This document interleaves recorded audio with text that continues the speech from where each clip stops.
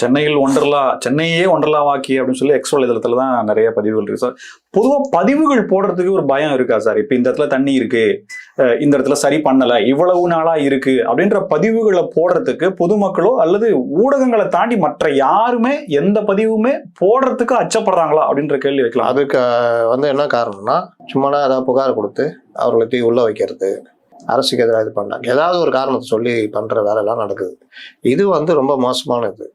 இன்னைக்கு ஊடகங்களும் பாத்தீங்கன்னா அமைச்சர்கிட்ட போய் கேள்வி கேட்கறாங்க, எப்படி அது இருக்காது நீங்க அப்படின்னு. அவரு அப்படியே என்னமோ இவரு தான் சென்னை கார்பரேஷன் அமைச்சர் மாதிரி அவரு சேகர் பாபு சுத்திட்டு இருக்காரு. அதுக்கப்புறம் நேரம் பார்த்தேன், லைட்டா அப்படி இவரு கூட தலையை காட்டுறாரு, உதயநிதி கூட. இவர்கள் பாக்குற லட்சணம் பாத்தீங்கன்னா எல்லா இடத்துக்கும் போய் பார்க்கறது கிடையாது, குறிப்பிட்ட இடம் மட்டும் பார்த்துட்டு அப்படி போயிடுறது.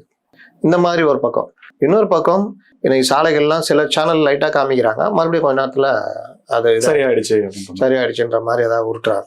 அப்ப சென்னை மாநகராட்சி தாழ்வான பகுதிகளில் நீரை நாங்கள் அகற்றுவதற்கு இந்த மாதிரி ஒப்பிச்சாங்கல்ல, இத்தனை இதுல ஆயிரக்கணக்கான இது நாங்கள் இதை வைத்திருக்கிறோம், அது போயின்னு பல இடங்கள்ல இன்னும் தண்ணி வடிவே இல்லை, அந்த நீரை அகற்றுகிற வேலையும் இல்லை.